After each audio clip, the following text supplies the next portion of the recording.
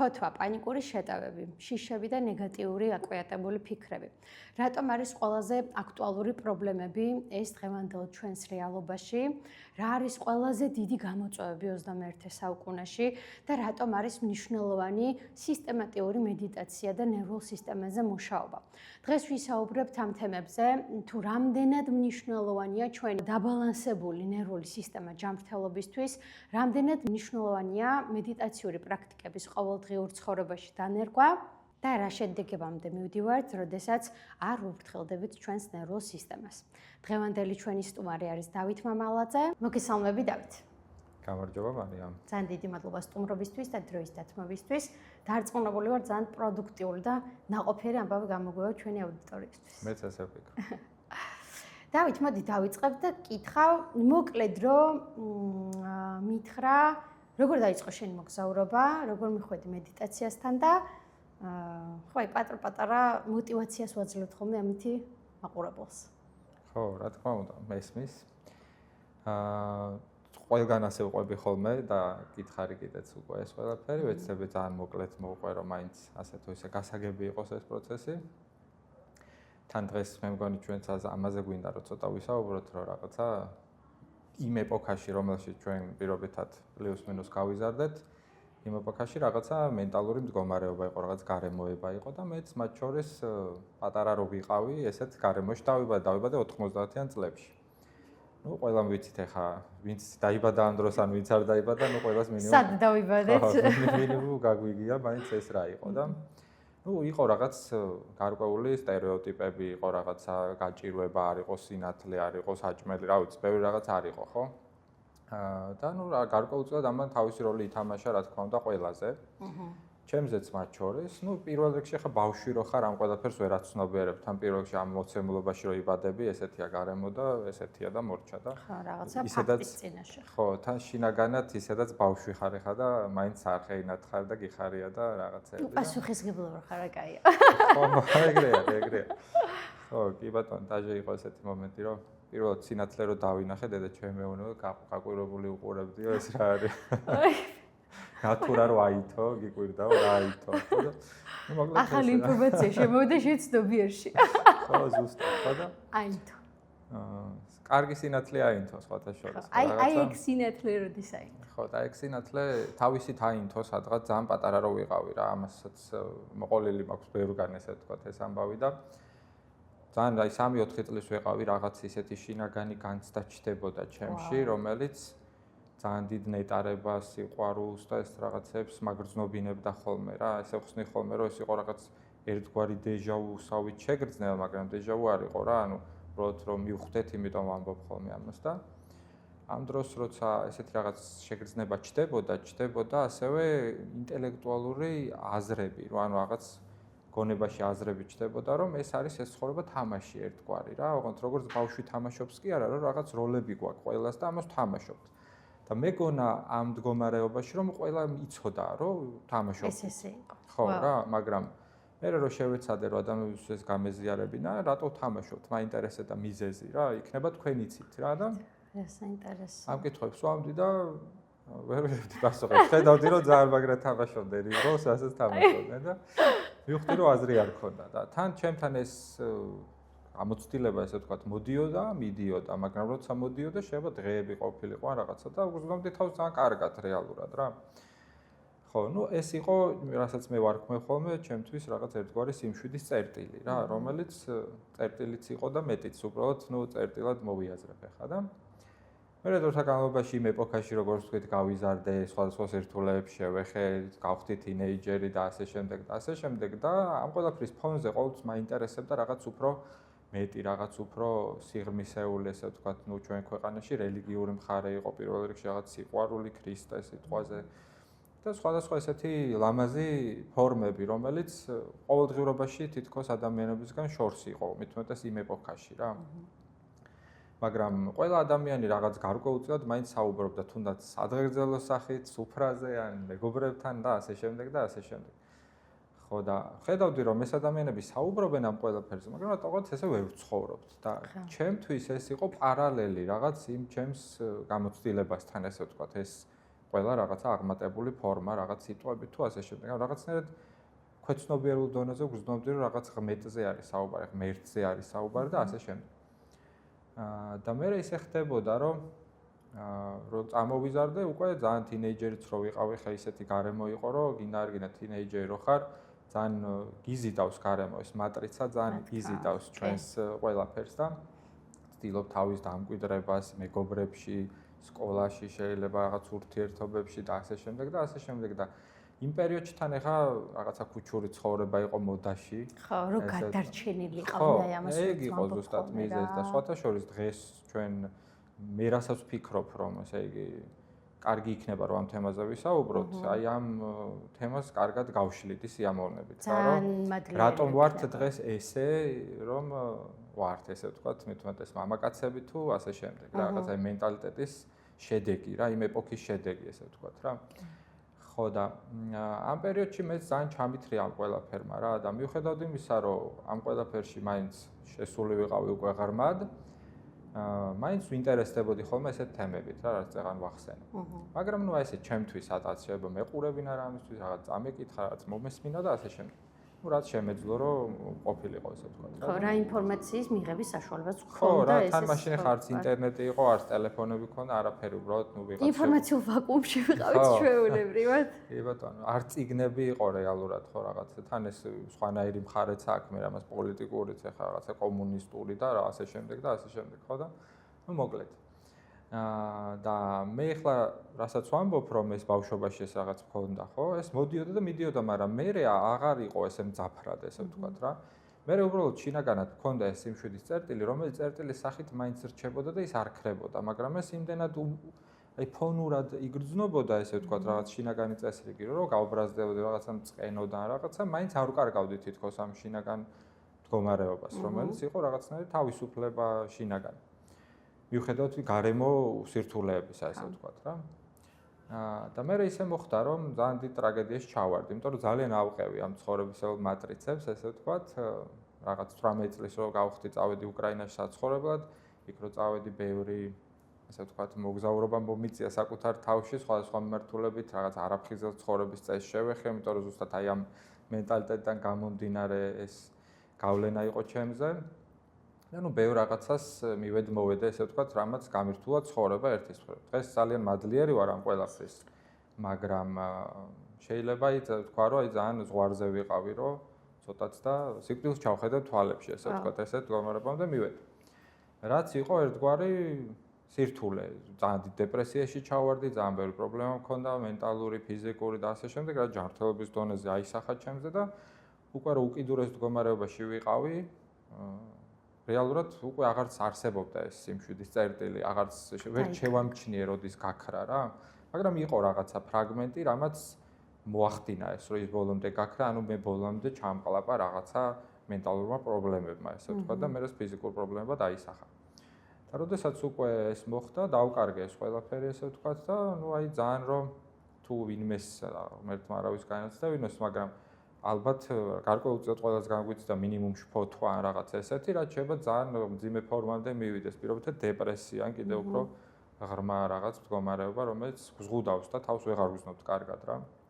და მოკლედ ასე ვიყავი რა. დაახლოებით 2 წელი გავატარე ესეთ მდგომარეობაში და ამ დროს თან ფიზიკურადაც ბევრი პრობლემა მქონდა კუჭ-ნაწლავზე და ასე შემდეგ და რაღაცას რო შევჭამდი, ვერ ვინელებდი, მткиოდა, ვერ ვსვავდი, სასმელს არა ალაპარაკე და რაღაც წვენსაც ვერ დავლევდი და ასე შემდეგ რა და ნუ იყო ბევრი სირთულე, რომ უკვე სხეულმა მანიშნა, რომ რაღაცა ძალიან არასწორად აკეთებ რა და თუ არ შეცვლი ამას, მაშინ ნუ მართლა მორჩება ეს ყველაფერი რა. ხო და ნუ რა სხვა რა გზა იყო და მოვტრიალდი ესე თქვა და როგორ მოვტრიალდი ეს იყო ჩემთვის ყველაზე კონტრასტული რამ.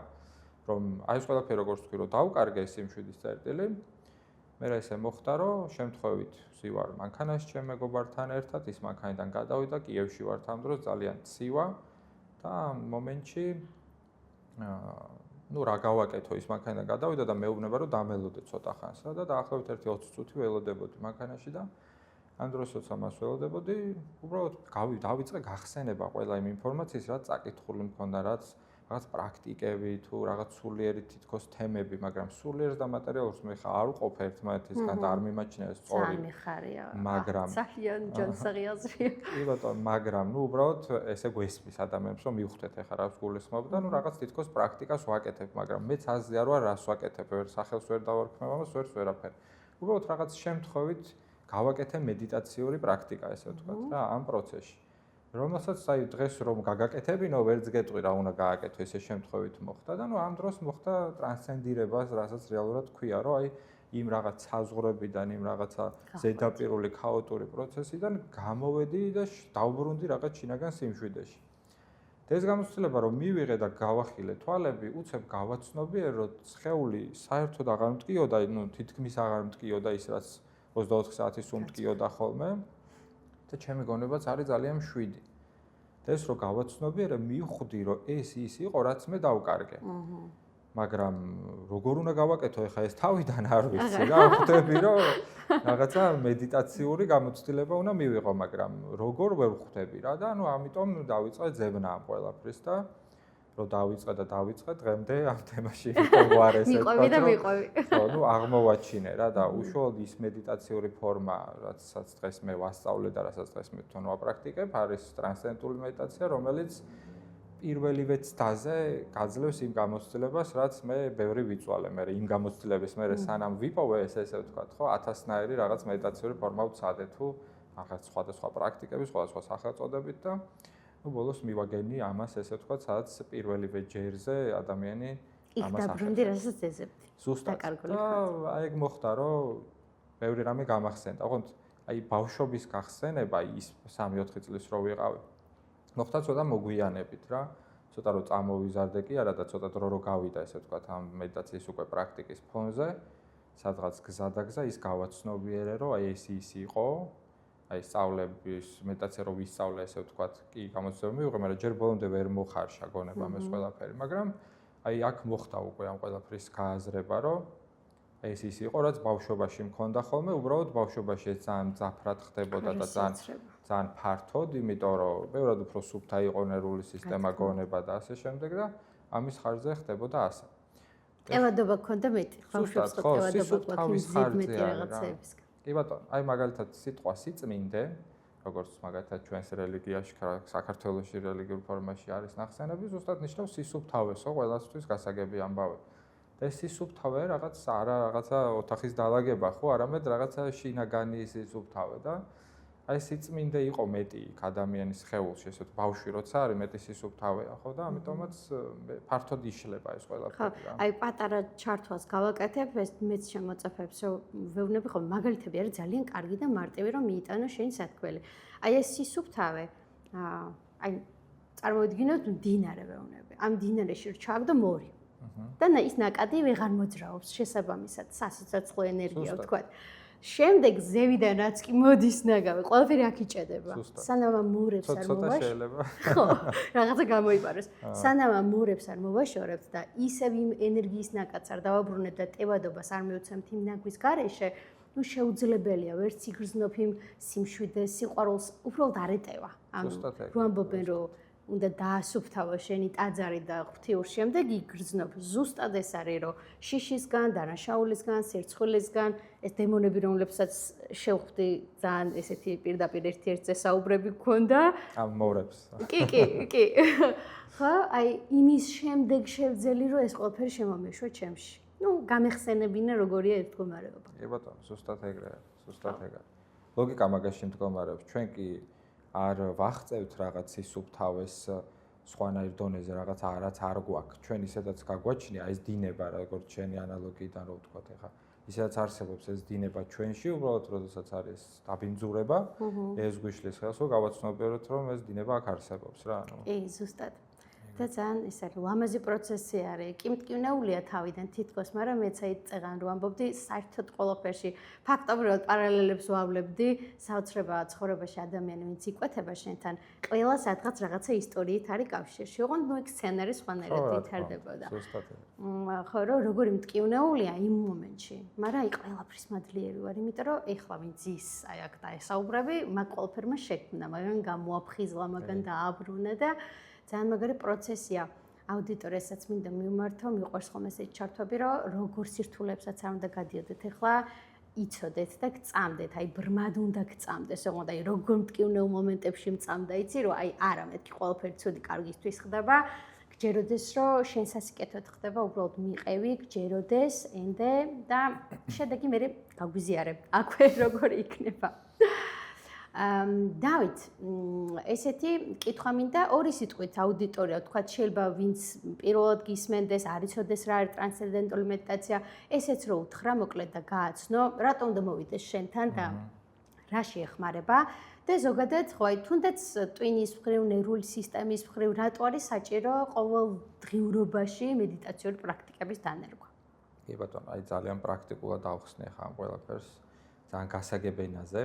თან დღეს არის ძალიან მეცნიერული ეპოქა, ესე ვთქვა და ეს მეცნიერული თემა ძალიან უკავშირდება მედიტაციურ ფორმას, იმიტომ რომ ეს მედიტაციური ფორმა არის ყველაზე მეტად მეცნიერულად შესწავლილი მედიტაციური პრაქტიკა და ძალიან ბევრი გამოცდილება არსებობს. პირველი რაც უნდა ვთქვა, სიტყვა ტრანსცენდენტული, როგორც უკვე ვთქვი, ნიშნავს ესე იგი რაღაცა საზღვრის მიღმა ყოფნას. აი ხშირად ამბობენ ხოლმე რომ მედიტაციას აკეთებს ადამიანი და ის სადღაც გადის. მაგრამ რეალურად არც არ გადის. პირიქით, საკუთარ თავს უბრუნდება. გადის რაღაც საზღვრებიდან, რაშიც თავს გზნობს უფრო შეზღუდულად, შეიძლება ეს იყოს შფოთვები, ბლოკები, სტრესები და ასე შემდეგ რა. და აი ამ ყველაფრიდან გამოსვლა ნიშნავს, რომ შენ იწყებ თვითშემეცნებას. ანუ თვითშემეცნება ნიშნავს, რომ საკუთარ თავს უბრუნდები, ესე ვთქვათ. ხო, ეს სიტყვა თქვენ გვეუბნება თვით რაღაც შემეცნება, რომ საკუთარ თავს ეცნობი. და ამ პროცესში ეს თავის გაცნობა არ ნიშნავს ასევე კიდე რაღაცა კონკრეტული ფორმის გაცნობას, ხო? ანუ არ ნიშნავს მაგალითად რაღაცა მე მაგალითად კარტოფილი მიყვარს თუ კვერცხი თუ ასეთი რაღაცების გაცნობას, არამედ უფრო რაღაცა აღმატებული მდგომარეობა, რომელიც რაღაც მატერიალურ სითქოს და რაღაც საზღვრებს ცილდება რა, ესე ვთქვათ. და ანუ ამ შემთხვევაში ტრანსცენდირება არის პრაქტიკა, რომელიც რაღაც ზედაპირული ქაოტური, მაგალითად თუ ადამიანს სულ შფოთავს, სულ რაღაც დეპრესიაშია, თუ სულ რაღაც პრობლემები აქვს სტრესებიდან გამომდინარე, ის ახერხებს რომ დამშვიდდეს და განიცადოს უფრო ღრმა შინაგანი წესრიგი. ეს ფიზიოლოგიურ დონეზეც ძალიან გავლენას ახდენს და როგორც თქვი, მეცნიერული პრაქტიკა არსებობს ესეთი, რომ ენცეფალოგრამა ალბათ გაგიგია და ბევრს გაუგია ესეთი აპარატი, რითაც ამოწმებთ სიხშირეს, როგორ მუშაობს თავის ტვინი. და აი მაგალითად, როდესაც ჩვენ ვართ ფხიზლად, ანუ ახლა პირობითად ადამიანი, როდესაც ღვიძარეთ ცნობიერების მდგომარეობაში, რომ ამოწმებთ ამ ენცეფალოგრამზე, ხედავთ რაღაც გარკვეულ სიხშირეს, რომ ესე ფუნქციონირებს, ხო, ტალღები ესეთი არის. როდესაც ადამიანი მიდის და მაგალითად იძინებს და სიზმარია სიზმრება, ჩვენ ხედავთ, რომ იცვლება ეს სიხშირე, ანუ სხვანაირი ტალღებია, იმიტომ რომ ფიზიოლოგიური მდგომარეობა იცვლება. ანალოგიურად არის ასევე ღრმა ძილშიც, რომ ის კიდე სხვანაირი რამეა, ვიდრე უბრალოდ სიზმრები. ესე იგი თითქოს სამი შრე გვაქვს ახლა, ხო, რაღაც სიფხიზლი არის, სიზმრები არის და ღრმა ძილი არის. და როდესაც ადამიანი ტრანსცენდირებს, ანუ არის სუფთა ცნობიერების მდგომარეობაში, მაგალითად მედიტაციის პრაქტიკის დროს, ეს არის უნიკალური ცნობიერების მდგომარეობა, რომელიც არის თან ღრმა სიმშვიდე, ძალიან გამოფხიზლებულ, ანუ გამოღვიძებულ მდგომარეობასთან ერთად. ანუ შენ თითქოს ხარ ღრმა ძილის ცნობიერების მდგომარეობაში, პირობითად ესე რომ შევადაროთ და თან არის გამოღვიძებულობა. ანუ ცნობიერი ძილი. ცნობიერი ძილი, ოღონდ არ გძინავს რეალურად, ეხა ადამიანმა პირდაპირ არ უნდა დააპარალელოს, რომ აი მე დამაძინებს ეხა ეს და ასე შემდეგ. არამედ უბრალოდ აი როგორც რომ შეგრძნების დონეზე რო ავხსნათ, აი რომ ჩაგთვლემს, წარმოიდგინე, მაგრამ ჯერ არ დაგეძინა რა, ის სადღაც შუალედში რო ხარ, ხშირად ამბობენ ხოლმე და ესეთი ისტორიები არსებობს, ой პითაგორამ ეს რაღაცა ფორმულა იქ დაწერა და იმან და ასე შემდეგ, რაღაც ესეთი ისტორიები არის, იმიტომ რომ იმ სიღრმეში არის უფრო მეტი რესურსი, უფრო მეტი ძალა, იმიტომ რომ როდესაც მაგალითად ზედაპირიდან შე რაღაცების გაკეთებას ვცდილობ, პირობითად სცენარე გინდა რომ აგერ ქოთანში იყოს ლამაზი, თუ ფოთლებს წმენდ, წყალს ასხავ ზემოდან და ასე შემდეგ. კი ბატონო, ეს ცუდი არ იქნება, შეგიძლია აკეთო, მაგრამ თუ სიღრმეში არ ჩახვალ და ფესვებს არ მორწყავ, მაშინ აზრი არ აქვს, ხა ამ ზედაპირზე რაც არ უნდა უკეთო, ხო? ამიტომ ამ სიღრმეში ჩასვლით ჩვენ ვიღებთ უფრო ფუნდამენტურ ეფექტს. ჩვენ თუ გვინდა რომ სცენარე მიიღოს მთლიანად სარგებელი, ჩვენ ვიწყებთ ფესვებიდან მის მორწყვას და მთელი სცენარე სარგებელს იღებს, ხო? შესაბამისად, იქ არის ყველაზე მეტი პოტენციალი. ესე იგი, მაგალითად, როგორც ჩვენ რომ მედიტირებთ და უბრუნდებით საკუთარ თავს, აი აქ გეძლევა მეტი სიმშვიდე, მეტი წესრიგი, მეტი გაწონასწორებულობა, რომელიც უკვე ამ კოჰერენტულ პროცესს გულისხმობს. ანუ ენცეფალოგრამაზე ვხედავთ, რომ მეოთხე ცნობიერების მდგომარეობა განსხვავებით, ესე იგი, სიფხიზლისგან, სიზმრებისგან და ღრმა ძილისგან, სადაც არის ღრმა სიმშვიდე, ღრმა სიფხიზლესთან ერთად. ანუ თითქოს ორივე ერთად არის რა, ესეთი ცნობიერების მდგომარეობა, რასაც გამოგვიძება ქვია მეორენაირად და თუ ადამიანი ამაში უკვე დასტაბილურებულია, ეს ნიშნავს ის ცნობიერების მდგომარეობა დგება, რასაც გასხივოსნებას, ნირვანას, სამათის და ესე მისტიურად რო ესმით ადამიანებს, ეს რაღაცას ნიშნავს, მაგრამ ეს არაფერი ცალკე მყოფი რამ არ არის. ეს არის ადამიანის ნერვული სისტემისთვის აბსოლუტურად შესაძლებელი რამ და რა ვიცი, ნებისმიერ ადამიანს შეუძლია ეს მიიღოს. თავარი რომ ის იყოს სუფთა, ანუ აი ამ ნერვული სისტემის მდგომარეობის დონეზე იყოს თავისუფალი მორებისგან თუ ასე შემდეგ და ის უკვე იცნობს თავის შინაგან წესრიგს და იქიდან მოქმედებს. და იქიდან მოქმედება ნიშნავს, რომ შენ რაც უნდა გააკეთო, ბევრად უფრო მეტ წარმატებას ხედავ შენ მოქმედებაში, მეტი პროდუქტიულობა გაქვს, მეტი შემოქმედებითობა გაქვს, უფრო საღად ცხადად აზროვნებ და ასე შემდეგ. ეს უკვე ინდივიდუალურია. რომ შვიდდება იდეაში ეს ხო გვაქვს სიმპათიკურ და პარასიმპათიკურ, როცა გადავდივართ ამ პარასიმპათიკურზე, მოდი ტერმინები რო ვისროლ აკეთებით, გადარჩენის რეჟიმი დავარქვათ და რელაქსირებული, სადაც აღდგენა და ეს შემოქმედების პროცესი მიდის. გამორიცხულია გადარჩენის რეჟიმიდან პროდუქტიულობაც, აი ეს სიმშვიდეც, შემოქმედებაც, შენ ნერვული სისტემა იმდენად დაჭიმულია, ეს ფოთვებიც რო არის დაჭიმულობა, დაძაბულობა, როგორ მახსოვს ღმერთო ჩემო, აი მე რო კისერზე, აი აქ ხელი დამედო, არ ვიცი, კულტურისტი მეკონა მგონი თავი, ისეთი სიმძიმე და სიმკრო ეხდებოდა, რომ იქ ქვას რო ეხები. შესაბამისად, ხო ძალიან რთული არის, რომ დააბალანსო კი არა, რამე შექმნა ამ მდგომარეობაში და ძალიან გული მწყდება, როცა აი ევროპიდან რო ბრუნდები ხოლმე, ხვდები რამ ხელა მნიშვნელობა აქვს ეკოლოგიურ დასუფთავებას რო გადავეკიდეთ. გერითი სიბინძურე რადონის არის საქართველოში. სიგნალი, ღრიალი, საცობი, ნუ აი კატასტროფა ხდება და ეს სულამბობ ხოლმე რომ ღმერთო ჩემო სიგნალიც კი ნერვული სისტემისთვის სტრესია. ეხლა წარმოიდგინე დღის ბოლოს როგორ შედიხარ სახლში. სხვათა შორის ძალიან საინტერესოა, აი ინდოეთზე ბევრს გაუგია ალბათ, რომ იქ არის სულ სიგნალი. მე ვერ გავწელი. ხო, და აი მაგალითად გამოვიქეცი არ. მაგალითად მე ესე ვფიქრობ, რომ ინდოეთში მხოლოდ წესრიგია სიმშვიდის სახით რა რაღაც დონეზე, რომ ეს სიგნალი კიდე ასატანია იქ რა, იქ გენეტიკურად აქვს ეს მოდის სიმშვიდე გენეტიკური. ჩვენთან ეგეთი სიგნალი რო იყოს, მართლა ვერ გაუძლებს ადამიანი რა. მე მართლა ვერ გავუძალი, იმიტომ რომ მე აქ აღარ ჩავფომა. თავი პირველი გამოცდილება იყო თან დელი, თან მარტო ვიყავი. ხო, დელი კიდე სხვანაირად, დელი კიდე ისეთი არის, ძალიან არეული. აი უფრო ჰიმალაებისკენ უფრო საინტერესოა. მე კი წავედი ცოტა იმისკენ, სამხრეთისკენ და მე გოაზე რო ჩავედი და ცოტა წყნარი ადგილები ვნახე, მეთქი მე აქ სულ დაბრუნდები მქონდა, მაგრამ ხო რა, აი ძალიან მნიშვნელოვანი არის, თუ არ ვწდები წინა ეპიზოდში ვთქვი და ძალიან მინდა რომ აქაც ვთქვა, კბილს რო ვიხეხავთ, ვიცით რომ რაღაცა შედეგებამდე მიგვიყვანს თუ შევეშვით და ეს თვალნათლივ ხედავ ამ ყველაფერს რა. პირადი ჰიგიენაა, ხო? და აი ამან რა დააშავა თქო, სულ ამას რო ვერ ხედავ, იმას ხო ნიშნავს, რომ აი რა ქნას ამან. და მე გიკვირს, რომ ვეღარ ვსუნთქავ შეტევა მაგ ცუდად გექნება. ანუ ეს არის პირველი, რაცაც უნდა მოვარო, რა თქმა უნდა, ფიზიკურ სხეულს აუცილებლად, მაგრამ ამის გარშე არაფერი არ გამოვა. კი, ზუსტად ეგ. ნუ ეს ერთი მთლიანი მექანიზმია, თითქოს ცალ-ცალკე რაღაცეებად ვიაზრებთ, მაგრამ ერთი მთლიანობა სისტემა ერთია, კი. ეხლა საინტერესო რაღაცის თქვა მინდოდა, წეღა რასაც ამბობდი მაგასთან დაკავშირებით. აი მაგალითად ეს წეღა რო თქვი კოჰერენტულობა რას ნიშნავს, რა უფრო აი ფიზიოლოგიურ დონეზე რო თქვა, აი თავის ტვინი რას იღებს რა. თავის ტვინი რო გვერდიდან შევხედოთ, სამ ძირითად ნაწილად იყოფა რა. უკანა ნაწილი არის ინსტინქტები, შუა ნაწილი არის მოტორული სისტემა, მოძრაობა, მოქმედება და წინა ნაწილი არის ეს ალფას მდგომარეობას რომ უწოდებენ, ანუ სადაც ჩვენ რაღაც ნეოკორტექსი ესე ვთქვათ, სადაც ჩვენ რაღაც საღად ვაზროვნებთ, გადაწყვეტილების მიღება შეგვიძლია, რაღაც ადამიანებს გვაქვს ეს რესურსი, რომ ჩვენ რაღაცეები ესე გავიაზროთ, ესე ვთქვათ, ხო?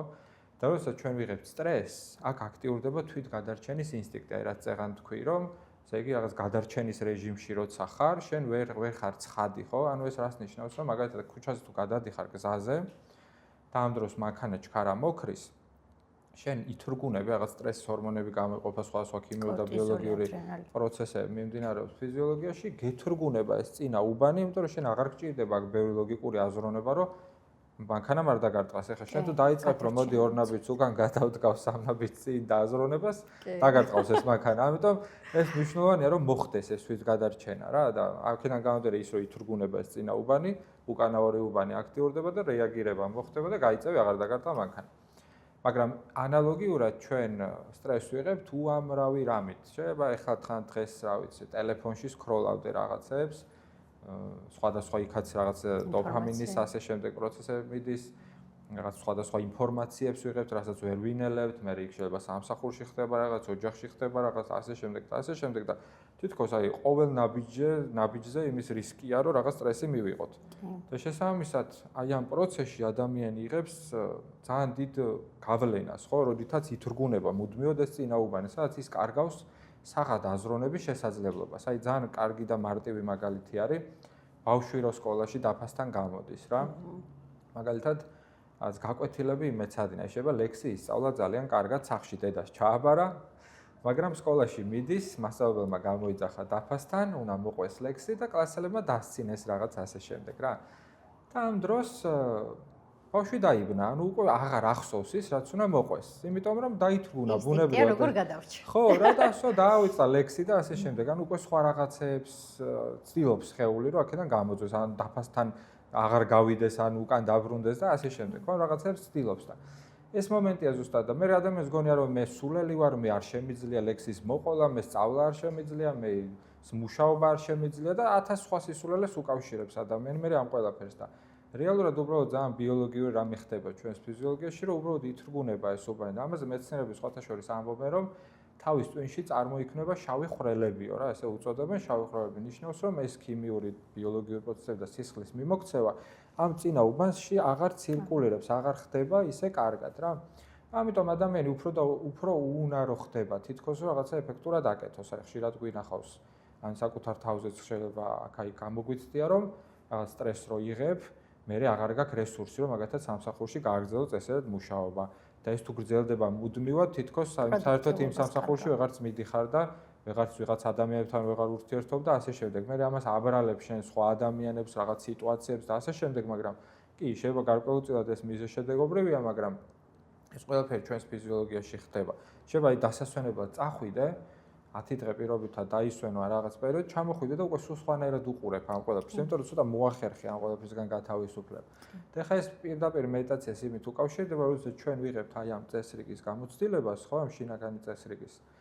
იგრევე ჩვენი თავის ტვინი იწყებს მოწესრიგებას, აი ეს სტრესების გათავისუფლებას, ასაც უწოდებთ, ანუ ეს აღდგენა იწყება, ამ წინაუბნის გააქტიურება იწყება, ანუ ამ შავი ხვრელების განეიტრალება ხდება და ადამიანი იღებს უფრო მეტ რესურსს. სხვათა შორის, აი მაგალითად, კარგი მაგალითი კიდე, დევიდ ლინჩი, ანუ გაგონილი გექნება, ეს რეჟისორი იყო ძალიან ცნობილი, რომელიც ძალიან ეხმარებოდა ტრანსცენდენტული მედიტაციის განვითარებას თუ გავრცელებას საზოგადოებაში, რა, კაცობრიობაში და ეს ადამიანი ესეთ რაღაცას ყვებოდა, რომ პირობითად YouTube-ზეც და ნახავთ რაღაც ინტერვიუებს, მე ჩემი სიტყვებით მოვყვები, რომ ნუ მოკლედ რაღაც ძალიან კრიზისში იყო, შემოქმედებით კრიზისში, ხელოვან ხალხს ჭირდება რაღაც მუზა, ჭირდება რაღაც ძალა იმ სიღრმიდან მოქმედება. ხო, რომ იქიდან რაღაცა ღირებული შექმნა, თორე ძირთად რაც კი მართლა ღირებული შექმნილა ხელოვნებაში განსაკუთრებით, აი იმ სიღრმიდან იქმნება რა, აი ბუნებრივი არის, უფრო ძლიერი არის. ხო და მოკლედ ნუ ძალიან კრიზისში ვიყავ, რაღაც სცენარს ვეღარ ვწერდიო, ფილმებს ვეღარ ვიღებდიო თუ ასე შემდეგ რა.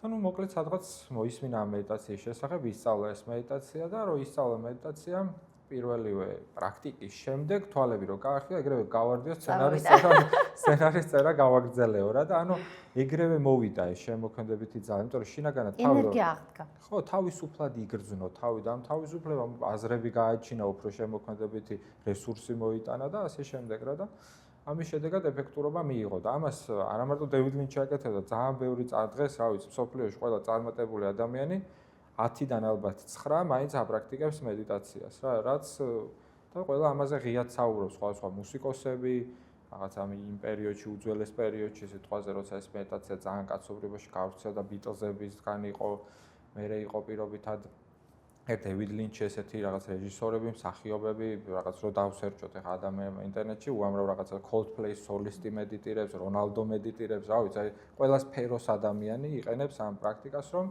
მიიღოს ეს წესრიგი და შენი კითხვაც ეს იყო რეალურად, რომ აი რაში გვჭირდება, რომ ყოველდღიურად მედიტაცია ვაკეთოთ და გვჭირდება იმისთვის, რომ უფრო მეტი სიმშვიდიდან წესრიგიდან ვიმოქმედოთ, იმიტომ რომ ესეთი სტრესული გარემო გვაქვს ახლა რა და თუ ამას მე გავაკეთებ, შენ გააკეთებ, ცალკეული ადამიანები ამაზე იზრუნებენ, ეს იმას ნიშნავს, რომ უფრო მშვიდობიან გარემოში შეიძლება ვიცხოვროთ, ვიდრე შეიძლება ახლა ვცხოვრობთ რა. კი. მინდა რომ ოდნავ უკან დავბრუნდე და რაღაცა პატარა კომენტარებით გავაკეთო. მაგალითი რომ მოიყვანე ბავშვი რომ დაფასთან გამოდის. პირადად მქონდა ამასთან შეხება და პედაგოგები თუ გვისმენენ მართლა მთელი გულით მინდა რომ გთხოვოთ რომ გაითვალისწინოთ ეს ყველაფერი. კრებაზე ვარ. დავით 11 წლის გოგო მყავს მე. და მოკლედ მასწავლებელი ამბობს ესეთ რაღაცას რომ აი ბავშვებს უბრალოდ გადმოცემის უნარი აქვს ძალიან ცუდი რაღაცებს, ნუ აი ძალიან ის მიდის სამათი დათრგუნვა. ხო. და არ მინდა რომ რაღაცა უხერხულად გამომივიდეს, იქ ვარ რაღაცნაირად და უკაცრავად მეთქი უბრალოდ ხوار დაფიქრებულ ხართ რომ ბავშვი როცა გამოდის და მოყოლას აბარებთ ეს სტრესი არის. ანუ რო წერენო ყველასო წერა შეუულიაო ამბობს რა და მეთქი აბა იქნებ ისე შევხედოთ რომ მეტი აბა დაველაპარაკოთ რომ ეს რაღაცა თუ სტრესია თუ აშინებთ მეტად გაიხსნან მეტად რაღაც სივრცე მივცეთ სადაც ზაცულობას იგრძნობენ ასე შემდეგ და ასე შემდეგ ძალიან მნიშვნელოვანია ეს რომ პედაგოგმა იცოდეს ეს ხო არ არის ინდივიდუალური მიდგომის საკითხი, ეს ყველა ბავშვს სჭირდება, ხო? მით უმეტეს აი როცა ამ სიხშირეებს და მდგომარეობებს ლაპარაკობდი, მეც ზუსტად ამ ეხა ნეირომეცნიერების სწავლას დავიწყე. სიღრმე ხო არ თავდება რომ დაიწყებ ამას კიდე და კიდე და არის ესეთი თეტა მდგომარეობა, ბევრს რო არ ჩავყვე. ეს თეტა მდგომარეობა ბუნებრივად გვაქვს 6-7 წლამდე. და არის აი მარტივად რო ავხსნათ, რო გავიღვიძებთ და თან რო გვეძავს და თან რო გვძინავს, აი ზუსტად ეგ შეგრძნება არის. მედიტაციურად ამ პრაქტიკა სესიების დროს ამას ვაკეთებთ ხოლმე, რომ ქვეცნობიერთან უფრო დიდი წვდომა გაქვს. შესაბამისად, ნახე, ნერვული სისტემის მთავარი ერთ-ერთი ფუნქცია არის ის, რომ გარედან მოსული ინფორმაცია წამებში ხდება. შევიტანე მე, შევადარე ჩემ ჩანაწერებს, ჩემ რწმუნებულებებს და მე მოტორული რეაქცია გავაკეთე. შევხედე წყალს, ვიცი, წერია რომ სასარგებლო მომწონს, ავიღე და დავლია. ეს რწმუნებულებები, როცა 6-7 წლამდე და კიდე 12 წლამდეც ალფა მდგომარეობაში რო გადადის ტვინი, იწერება ჩაკრებიც, ამიტომ ძალიან მიყვარს ასაკების მიხედვით, გეუბნება რა სფერო როგორ მეშვება, ყალიბდება. წარმოიდგინოს ახლა ყველა პედაგოგმა შობელმა პირველ რიგში, მაგრამ პედაგოგიც რამხელა დოზით არის, ხო, ჩვენი შვილების ცხოვრებაში, რომ რამხელა ზეგავლენა შეიძლება გქონდეს მის შეფასებას. როცა ბავშვი დაფასთან დგას და ეუბნები, რომ შეუნიჭო, ვერ გადმოცემის უნარი არ გაქვს. ისე დაღიდა ასვე ბავშვს. გაუჩინა რწმუნებულება, რომ მორჩა, ანუ არაფერი არ გამოსდის. ზუსტად ამ წერტილებს ეხებოდი და ძალიან მინდოდა, რომ მე თქვა, ანუ ჩავყოლოდი ამ თემას მეც და ძალიან ყურადღებით უნდა ვიყოთ რას ვეუბნებით მით უმეტეს ბავშვებს, რომლების ნერვული სისტემაც არის ძალიან მოწყვლადი და ძალიან აი ამ მორებს ვაგდებთ თავიდანვე, რაც მერე ეგოს და იდენტობის შემადგენელი ნაწილია, მე არაფერი გამომივა, მე გადმოცემის უნარი არ მაქვს, არ ვიცი. ერთი გოგონა მყავდა, აი რო შეხედავდი მე სტანდარტები კი არ მიყვარს, მაგრამ ყველა სტანდარტს რო დააკმაყოფილებ და სილაბაზის ხო ხდები, აი ეს რა კუთხიდანაც არ უნდა შეგეხედე და თვით შეფასება ქონდა 0-ზე. აი როგორ 0-ზე, იცი ვერ აგიხსნი. და აღმოჩნდა რომ ყავდა ძალიან მკაცრი ბებია, მე რო ჩავყევით ძიებაში, რომელიც რამდენი გაბრაზდებოდა, შეუშნო, შემახინჯოს ეძახდა. ეს არის ის განუკურნებელი ვერსია, რომელსაც ჯერ კიდე ამის ჯერა. რაც არ უნდა გაიკეთოს. ეხლა ხო ეს ძალიან მოგწონს რომ ის რაღაცაში უნდა ჯდებოდე. სანამ ის არ განიკურნება, გამორიცხულია. ზუსტად. კი ბატონო, ეგრე არის. ხო და ეს ყველაფერი ხო ძალიან დიდი ზეგავლენის ქვეშ არის რა და ეხლა აქ მე რაღაც საინტერესო ხრიდან შემილია რაღაცა შეგახედო და მაყურებელსაც შევახედო. აი რისი თქმა მინდა, ნახე. მაგალითად, ეხლა ჩვენ რო ვსაუბრობთ, ჩვენი მაყურებელი, ან ჩვენც შეიძლება ვერ გრძნობდით ჩვენს ფეხის გულებს მაგალითად, იმიტომ რომ ყურადღება უბრალოდ იქ არ იყო. ყურადღება იყო რაღაც ჩვენ სიტყვებს ვამბობდით, ამ სიტყვებიდან რაც ფიქრები მოდიოდა, რაღაცა აზრობრივი გააზრება და ასე შემდეგ და ყურადღება მოგზაურობდა სხვადასხვა ფიქრებში, სხვადასხვა რაღაც ყველა ხო თავისებურად გაიაზრა, რასაც ჩვენ ვსაუბრობთ, ჩვენც მათ შორის და ყველა სადღაც ყურადღება იქ გვაქვს. და ეხლა ისევ შეიძლება მოცილდა ყურადღება ფეხის გულებს, იმიტომ რომ ისევ სადღაც სხვაგან წავედი აზრობრივად, ხო? ეს ნიშნავს იმას, რომ ესე მთელი დღის განმავლობაში ჩვენი ყურადღება მოგზაურობს სხვადასხვა რაღაცეებში, სხვადასხვა ფიქრებს, აქვს სხვადასხვა გავლენა. მაგალითად, ეხლა თუ ჩვენ ვისაუბრებთ სიყვარულზე და რაღაცა ისტორიას მოვყვები, რომ მე ვიღაცა შემიყვარდა და ასე შემდეგ და ეს ისტორია იქნება ძალიან ლამაზი, პლუს-მინუს ყველა განიცდის ამ სიყვარულის პროცესს. იგივენაირად ჩვენ იგს რო ვკითხულობთ, უბრალოდ ასოებს და რაღაც სიტყვებს ვკითხულობთ, მაგრამ ჩვენ გონებას აქვს ესეთი უნარი, რომ იქ წარმოიდგინოს რა ხდებოდა თუ სიუჟეტი კარგად არის, ლოგიკურად არის დალაგებული, ხო? იგივენაირად ხა მე რეჟისორი ვარ პროფესიით და ფილმს რომ იღებს რეჟისორი, ხო? იქაც რეჟისორი ცდილობს, რომ ისე დაალაგოს ეს ყველაფერი, რომ შენ ის განცდა მიიღო, ის გამოცდილება მიიღო ამ ფილმის ყურებით, რაც რეჟისორს სურს, ესე ვთქვა და ამის მიხედვით ვიღებთ უკვე გავლენას ამ ფილმისგან, ხო? და ადამიანები ამას ძალიან ჩვეულებრივად მოცემულობად იღებენ და ნუ კი ბატონო მოცემულობაც არის, მაგრამ ამას შეიძლება არც მთელი ცხოვრება არ დაუფიქრდეს ადამიანი, როგორ ხდება ეს, რა მექანიზმია და ადამიანი არ იცნობს თავის გონებას და მაგალითად ფიქრები რომ მოზდის რაღაც სხვა ემოციებში, რო გრძნობებში, რო თუ ასე შემდეგ, ის ძალიან ისევ იმ თამაშის წესებით ფუნქციონირებს, ისევ იმ თამაშის წესებით ცდილობს რომ მოაგვაროს ეს ფიქრები თუ ეს თავისთვის პრობლემებად რაც მიაჩნია, რაც სოციალური ნორმებია, ესე ვთქვა და გონება სულ სხვა სტრუქტურა აქვს რა. და ეს სტრუქტურა არის ესეთი, რომ სადაც არის შენი ყურადღება, იმას განიცდი, იქ მიდის შენი ენერგია და როგორც ახლა ვთქვით, რომ არის პირობითად სიყვარულზე საუბარი, იმ სიყვარულის დროს სიყვარულს განვლის. რაღაც შეიძლება უბედურებაც მოუყვე, რომ ვიღაც შეიძლება ავარიაში მოყვა და ასე შემდეგ და ამ დროს ამას განიცდი. იგივენაირად, აი ძალიან მარტივად ახლა რაღაც ცოტა ქრონოლოგიას მივცემ ამ ყველაფერს რა. ჩვენ გვაქვს სხეული. და ამ სხეულს აქვს 5 აღქმითი ორგანო, ესე ვთქვათ, ხო? ანუ შეხება შეგვიძლია, ყნოსვა შეგვიძლია, სუნის შეგრძნება, ხო? გემო შეგვიძლია, ყურით გაგება, თვალით დანახვა. ეს არის ჩვენი სულ მეტი არაფერი არ გაქვს შესაძლებლობა, რომ სხვა რამით რამე დაინახო, იგრძნო და ასე შემდეგ. ეხლა წარმოიდგინე, რომ ვიღაცა შეიძლება ბრმა არის მაგალითად, ხო, უსინათლო ადამიანი. მას ესე იგი იმ 5-დან ერთი უკვე არ აქვს. წარმოიდგინე, რომ ვიღაცა შეიძლება ყრუც იყოს მაგალითად და ასე შემდეგ და ეს უფრო მცირდება რა. და წარმოვიდგინოთ ახლა ესეთი რაღაცა, რომ თითქოს 5-ვე რო ჩააქრო. ანუ თითქოს 4-5 ხო, აი ყველა რო ჩაქრეს. რაღაცა ხო დარჩება მაინც შეგნით არა? და ხარ შენ, ანუ რომელიც კიდე ახლა ცოტა როგორ გავარჩიოთ ეს თემა. ნახე როგორ რაღაცა რო გვაქვს 5 ორგანო სხეულის დონეზე, რითაც შენ სამყაროსთან რეზონირებ და აღიქვამს სამყაროს.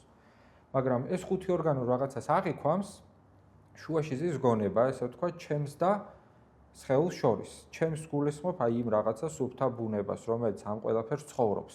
რაღაცა სიცოცხლეა ჩემში, რომელსაც შეიძლება ახლა ძალიან აბსტრაქტული სიტყვები უწოდოთ, სული, რაღაცა პრანა, ენერგია და ასე შემდეგ, მაგრამ მე ძალიან მარტივად მინდა ახლა ეს ყველაფერი ვთქვა, რომ რაღაცებთან ასოციაციები არ გაჩნდეს. რა იცი ყველა ნებისმიერ ვიცავ უნდა დაუკვირდეს ამას, თუნდაც ბავშვი რო ვიყურებდეს ახლა, ისიც გაიგებს, ხო? ანუ ნებისმიერი მიხვდება იმდენად ლოგიკური რამეა, რომ რაღაცა სიცოცხლე ახლა ამ სხეულში, რომელთაც ეს სხეული ფუნქციონირებს.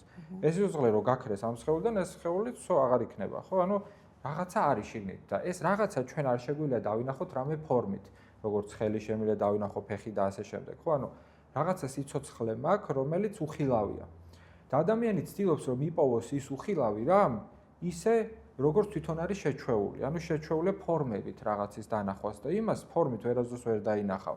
ეს მხოლოდ გამოცდილებით მოდის. ანუ ამ 5 ორგანოს არ აქვს იმის უნარი, რომ ის დაინახოს. თორე ეს 5 ორგანო თვითონ იმის ინსტრუმენტია, ესე ვთქვათ რა. შესაბამისად, ეხა იმისთვის კიდე შუაში სხეულსა და იმ შენ ნამდვილ ბუნებას შორის არის გონება, რომელსაც შეუძლია რაღაცისგან გარჩევა გააკეთოს. მაგალითად, მე რო ეხა ყურით გავიგო რაღაც ქუჩაში ხმა, რომ ზაღლიყებს, რომ მივხვდი რომ ეს ზაღლის ხმა, ყურმა კი გაიგო რომ ხმა რაღაცა, მაგრამ გონებამ გაარჩია რომ ზაღლის ხმა და არა მანქანის სიტყვაზე. ესე იგი გონება რაღაცა ინტელექტუალურ პროცესს ანხორციელებს, რომ რაღაცისგან გამიჯნოს და შენამდე მოვიდეს ეს ინფორმაცია ისე რომ მიხვდე ეს რა არის, ესე ვთქვათ, ხო? ხო და ეხლა რა არის აქ საინტერესო რატო ყვები ამ ყველაფერს რომ წარმოიდგინე რომ ყველაფერში ესე მოგზაურობს ჩვენი ყურადღება. დღის განმავლობაში შევა ფეხის გულები მართლა თოები გავიდეს და ადამიანმა ვერ იგრძნოს. ხო ხდება? ყველაფერი ესე ანალოგიურად. იმდენად ეხა ფიქრებში ვართ დღესდღეობით ადამიანები, ხო? რომ მართლა ეს 5 ორგანო თითქოს ჩამქრალია, რომელიც მუდმივად აქ და ახლა არის. ეს სხეული აი მას ცილდები. შეიძლება 10 წუთი, 1 საათი სადღაც მოგზაურ მithmetes ტელეფონში როცა ხარ რაღაცებს სკროლავ და ასე შემდეგ, შეიძლება ისე გაკვანძული იჯდე, რომ აი ვერც მივხვდი, რომ კისერი გტკივა და წელი გტკივა და ასე შემდეგ რა. ხო და ფათაშორის ბავშვებს აქვთ ხოლმე ხა ხშირად ეგ პრობლემა, რომ აი დაკვირვებული ვარ ხა ჩემი არ მყავს შვილი, მაგრამ დიშვილები მყავს პატარა და ხშირად ესე ხდება, რომ აი ტელეფონში ზის და ხედავ როგორი აი მოღუნული ზი შეიძლება საფრიფაროშოში უნდა და აი ჯერ კიდე ბოლომდე აქვს რაღაცა სანახავი და არ მიდის და ასე შემდეგ, ხო რა? ეს დღეს ნუ ძალიან პრობლემა არის ბავშვების სამ ბავში რა. ხო, სამწუხაროდ მართლა ძალიან დიდი პრობლემაა. ხო. მაგრამ აქ ძალიან სპეციფიკური რაღაც თემებია, რაც ძალიან მნიშვნელოვანია, სწორად მიუდგე, რომ ეს ახსეო სრულად აკრძალო და ეს რაღაცები არ შეიძლება, რა თქმა უნდა. ხო. ნუ მოკლედ მაგაზე შეგვიძლია ვილაპარაკოთ. ხო, და ეხლა აქ რა მინდა რომ ვთქვა, რომ ესე იგი, ჩვენი ყურადღება აი მაგალითად მედიტაციაში რას აკეთებს რა? ყოველგვარი აი ესეთი რაღაც საკითხებიდან, ფიქრებიდან, რაღაც კონკრეტული თემებიდან გამოდის და უბრუნდება იმ, რასაც წეგან მე ვთქვი, რომ ფორმა არა აქვს, იმ პირველ საწყის უბრუნდება. და როგორც ახლა ყურადღება შენ თუ ახმარ ყოველ დღე რაღაც თემას, მაგალითად, თუნდაც ფეხის გულებს, ხო? შენ უფრო მეტად აღიქვა მას რა. რაღაცა ერთ მარშრუტს რო გადიხარ ყოველდღიურად, შენთვის ის მარშრუტი უფრო და უფრო ნაცნობი ხდება რა. ამიტომ რაღაცა გზას რო გავდივართ ყოველდღე, ეს ჩვენ უფრო მყარად გვიჯდება მეხსიერებაში და გამოცდილებაში. იგივენაირად, როცა ჩვენ მაგალითად მედიტაციის დროს ამას ვაკეთებთ, რომ უფრო და უფრო მეტად და ხშირად უბრუნდებით საკუთარ თავს, იმასთან ერთად რომ იმ ბიოლოგიურ კეთილდღეობაზე, იმ კოჰერენტობას, შეთანხმებულობას ვიღებთ, გამოდის რომ შენ უფრო და უფრო ამძაფრებ იმის აღქმას. და რაც უფრო ამძაფრებ იმის აღქმას, ეს იმას ნიშნავს, რომ შენ თავს უფრო და უფრო არ კარგავ ესეთ რაღაც შეზღუდულობებში, ემოციებში, გრძნობებში, ფიქრებში და ასე შემდეგ. და ეხლა რა არის პრობლემა? როდესაც ადამიანს, აი რასაც წეგან ჩვენ ვამბობთ, რომ იმ ეპოქის დიდი პრობლემა იყო, რომ იქ თვითგადარჩენა იყო ძალიან მნიშვნელოვანი, ქუჩურად იქნებოდა, ზოგი იარაღი დარბოდა, ზოგი ნარკოტიკით თუ რაღაცა ბლატაობდა თუ რა ვიცი, უამრავი რაღაც სიტუაცია იყო. ეს მოცემულობა იყო და ეს შეიძლება თითო როლის რაღაცა ცხოვრებაში გამოჩნდა, რომ რაღაცა მაგარი ტიპი იყო პირობითად, მაგრამ მასიურად რო შევხედოთ, ყველა ასეთი არ დაბადებულა და ყველა ასეთი ამას ვერ მოერგო, მაგრამ გინდა არ გინდა, უნდა მორგებულიყავი ესეთი მოცემულობა იყო რა. და ესე იგი რაღაცა იდეას ერგებოდი, რომელ იდეასაც ჩვენ მუდმივად ყურადღებას ახმარდი, იმას ამძაფრებდი და საბოლოო ჯამში ეს ყველაფერი იყო ძალიან დესტრუქციული. ანუ დესტრუქციული, იმიტომ რომ შენ საკუთარ თავს კარგავთ. არა მარტო ამ ქუჩურ პროცესში, არამედ ნებისმიერ რაღაცაში, სადაც ჩვენ თავს უფრო აიგივებ რაღაც სიტუაციასთან, მოვლენასთან, ემოციასთან, ესეთ ქცევასთან თუ ისეთ ქცევასთან, შენ უფრო და უფრო მეტად კარგავ საკუთარ თავს, საკუთარ შინაგან წესრიგს რა. და ეს არის პრობლემა საბოლოო ჯამში, ნებისმიერ სფეროში. სულ რომ ეხა გავა 30 წელი, 100 წელი, შეიძლება ეს 90-იანი წლები აღარც აღარავის ახსოვდეს, მაგრამ ყველა ეპოქას აქვს თავისი ესეთი რაღაცა, თუნდაც ეხა ტელეფონებზე რაც ვთქვით, ეხა დღეს ტექნოლოგიური ეპოქაა, რაღაც ინტერნეტი გვაქვს ის და ესეც უკვე რაღაც ერთგვარი პროცესია, რომელიც თქვა 20 წლის შემდეგ ამაზე ილაპარაკებენ, რომ ამან ესეთი რაღაცა გვიქნა, ესა რაღაც. ეს ძალიან მიზეშედეგობრივი პროცესია. მაგრამ ყოველთვის ესე იყო მთელი სამყარო რაღაც, რა ვიცი, რაც კი რაღაცის ეპოქა, რაღაცის ხო, რა, უწინ, აი რაც ვარ უძველეს დროში დაუბრუნდეთ, სულ სადღაც რაღაცა თემები იყო. ის თემები კი არ არის საბოლოო ჯამში აბსოლუტურად პრობლემა, ესე ვთქვათ, იმიტომ რომ ეს გარეგან ცხოვრებაში ეს გარდაუვალი რომ რაღაც მიზეშედეგობრივობა არსებობს. მაგრამ მთელი მუღამი არის რომ უფრო და უფრო მეტად დაბრუნდეს შენ შინაგან წესრიგში. და ამას როდესაც ინდივიდი აკეთებს, ხო, ეს უფრო და უფრო მეტად ანვითარებს ზუსტად იმ საკუთარი თავის განცდას, აღქმას. ხო, ეს არ მოხდება ინტელექტუალურად. ინტელექტი არის მერე უკვე რაღაცა რომ მოხდა იმის შედეგად უკვე რაღაცა იცის, ესე ვთქვათ, ინტელექტუალურად გაარჩიოს, მაგრამ ეხლა მე რო ამ რაღაცებს ვლაპარაკობ, ეს თუ გამოცდილებით არ ნახა ადამიანმა, რამდენიც არ უნდა ვილაპარაკო, რაც არ უნდა მეთანხმებოდეს, ეხლა ადამიანი თუ არ მეთანხმებოდეს ამაში, უნდა მიიღოს ეს გამოცდილება რა. ამიტომ თავარი მაინც ეს არის, რომ ჭეშმარიტებას თუ აი ამ რაღაც პროცესს ვერავინ ვერასდროს ვერ გასწავლეს, ვერავინ აი რამდენი წმინდა ადამიანი ყოფილა მაგალითად რაღაცა. ქრისტეს მაგალითი ავიღოთ თუ სხვა ბევრი ვინმე რომლებმა ჭეშმარიტებაზე ისაუბრეს. მაგრამ ჭეშმარიტებას სიტყვებით ვერასდროს ვერ აღწერა. შეიძლება ვთქვათ, რომ ხა სიყვარული ყველას მოგწონს სიტყვა სიყვარული, იმიტომ რომ ეს სხვა რაღაცებთანაც ასოცირდება, რაღაც დადებითი მუხტი აქვს, მაგრამ სიყვარულთან ერთად ეს არის თავისუფლებაც, ნეტარებაც და რავი, ბევრი სხვა სიტყვა შეიძლება ვთქვათ. მაგრამ არც ერთი სიტყვა ბოლომდე არ აღწერს იმას, რაც ეს რეალურად არის. იმიტომ რომ იმას არ გააჩნია ფორმა. და რადგან რაღაცას ფორმა არ აქვს, სიტყვა უკვე ფორმა არის, რომელიც ზღუდავს იმას თავისებურად. კი, სიყვარული კარგი რამეა, მაგრამ ბოლომდე სიყვარულსაც ვერ იტყვი, რომ ეს არის კიდევ უფრო მეტია, სიყვარული უბრალოდ რა. აი ერთ-ერთ გადაცემაში ვამბობდი, რომ აი ისევ ჩაკრალურ სისტემაზე ვიტყვი, მეოთხე არის სიყვარული, ანუ ეს გულის ჩაკრა და მეხუთე უფრო ზედა უფრო მაღალ სიხშირეიანი ვიბრაცია აქვს ავთენტურობას, შენ ცხოვრებისეულ დანიშნულებას, შენ კომუნიკაციას გარე სამყაროსთან და შიდა სამყაროსთან ასევე. მერე უკვე მოდის ხედვა, მერე ეს ღვთიური ენერგია, ბლა. ანუ მარტო სიყვარული არ არის. ეს ზევით და ზევით უფრო წმინდა და წმინდა ამბებში გადადის და ავთენტურობა, რაც მგონია რომ საქართველოში ყველაზე დაკარგულია და ეს ნიღაბს მიღმაც, იმიტომ გამაკეთე რომ ბევრი ისეთ თემაზე ვისაუბროთ, რომ მოვიკრიჩოთ ეს ნიღბები აღარ მინდა. რა მაგარია რომ შენ ავთენტურ თავში ბრუნდები პოულობ შენ სიმშვიდის წერტილს, შენ მოწოდებას, შენ როგორი სიყვარული თქვი. მე სულ ამბობ ხოლმე რომ მგონია რომ არ მუშაობ. იმიტომ რომ სიამოვნება, უდიდესი სიამოვნება გაუზიარო ის სიყვარულის და ბედნიერების და სიმშვიდის წერტილების ხორცაც. ეგ არის ნამდვილი მუშაობა. ხო, ანუ აი სიმძიმეს ვერ აღვიქვა მუშაობის რა. იცი რა კითხვა მინდოდა დადამესვა შენთვის, მე ვიტყვი ჩემ სუბიექტურ აზრს და მგონია რომ ლოგიკასთან ახლოს არის და შენი აზრის მოსმენაც გამეხარდებოდა. თავისუფლება, რა არის თავისუფლება? ძალიან არასწორი ინტერპრეტაცია არის ჩვენთან. აი რაღაცა აღქმული თავისუფლება არის თითქოს სხვანაირად. ჩვენთვის თავისუფლება არის, როდესაც აი დემონებზე რო ლაპარაკობდი, ჩემს საყვარელ დემონებზე შეგნით. იმ ყველა დემონთან ვიჯექი, ვიბაზრეთ, გავარკვიეთ, ინტეგრირება მოხდა და მივიღე ჩემი ნაწილები და შევიყვარე ჩემი თავის მთლიანობა. ოღონდ მიღებაში ნახე ძალიან ბევრ ჩემ მოწაფეს ეშინია ხოლმე რომ მივიღო ეგეთ გავხდები, მეც გავდემონდები. არა, რომ მიიღებ ის ნაწილი აღარ ყვირის უბრალოდ და სიმშვიდეა, ინტეგრაცია.